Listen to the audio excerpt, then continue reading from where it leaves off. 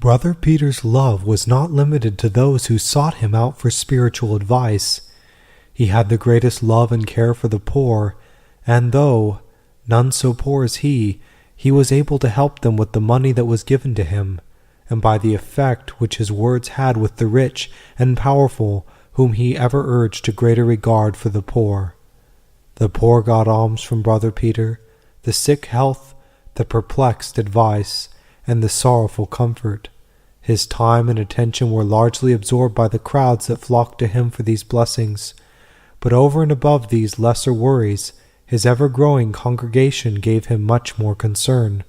From his first house of St. Maria del Morone, and especially from his second of St. Spirito de Magella, his religious family began to spread steadily. The saint's congregation had spread over Italy. In the lifetime of its founder, Brother Peter's order counted 36 monasteries and 600 monks. It must be confessed, however, that the order of St. Damian, or, as it was afterwards called, that of the Celestines, was not a great asset to the Church. After the effect of Brother Peter's personal example had worn off, the order began to decay steadily. It has been pointed out that he made no definite regulation about the regular practice of mental prayer, nor about the reception of novices, nor about study.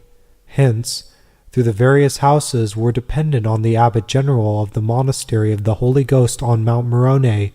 They were independent of one another, and often small, unfit subjects were very frequently received, and at length profound ignorance even of the proper principles of the spiritual life became manifest among considerable numbers of the brethren of the order. Despite the efforts of St. Robert Bellarmine, who became protector of the order in 1666 to reform it, disunion and corruption led to its suppression in France in 1766, and to its entire extinction in the course of the following few decades. The first pope who was brought into contact with the new congregation was Urban IV.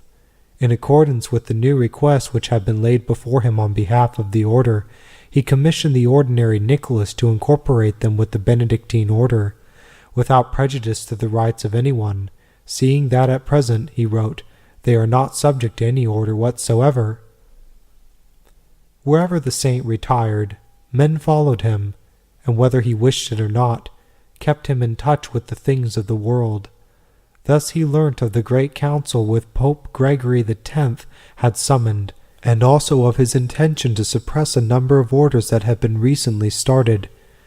In fear for his own order, Brother Peter with 2 companions walked all the way to Lyons, where the council was to be held.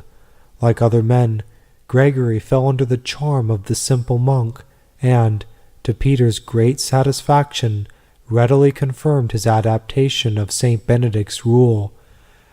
Protected from robbers by snakes and by an angel in the guise of a beautiful horseman, the saint and his companion returned in safety to his monks. Soon after his return to the Magella, Peter was called to become abbot of the monastery of St. Maria in Fausolet, which he had received the Benedictine habit. The monastery had fallen into complete decay. Its buildings and finances were ruined. After the monastery had been handed over to Brother Peter, it began to revive, and, before he left it, its possessions had been recovered, over 40 monks were in residence, and he had made accommodation for 60 in about 2 years' time before returning to solitude. Though the affairs of his orders, however, soon called him forth from the monasteries again before the eyes of his fellow men. When the rumor that Gregory X intended to suppress newly founded religious orders took Peter to Lyons, a number of bishops who had monasteries of his order in their dioceses promptly declared that it had been suppressed and laid hands on its property. However, on his return with a papal bull of approval, the bishops, with very great shame, restored what they had seized, and most of them, moreover, ceased to worry the monks as they had done before. The Bishop of Chieti, however, was an exception, and so persecuted the servants of God that in preparation for moving out of his diocese, they sent elsewhere their bells which they had got from Venice, and their books and other properties. When, however, he was taken ill, he expressed his sorrow to Brother Peter for the treatment he had meted out to him and his monks, and by way of satisfaction exempted the monasteries of the new order from episcopal jurisdiction. Brother Peter also became occupied with a fraternity or sort of third order, which he established.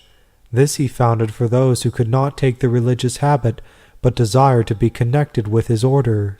Its members had to say a certain number of Our Fathers for the living and for the dead, to keep from grievous sin, to give alms, to love each other, looking after one another in sickness, helping their poorer brethren, and practicing the works of mercy as far as they could. This society rapidly spread everywhere, and in some places soon counted 1,000 members. Brother Peter had retired from one place to another, seeking out retreats where he could not be disturbed. Finding, however, that the people would come to him, winter or summer, wherever he went, he decided to return to Mount Morone, in order, says his biographer, that they might have more easy access to him. He caused a cell to be built by a cave of an old fort, a half-mile from the monastery of the Holy Ghost. When he came to this new abode, he was received, we are told, like Christ come down from heaven, by the whole countryside. June of 1293.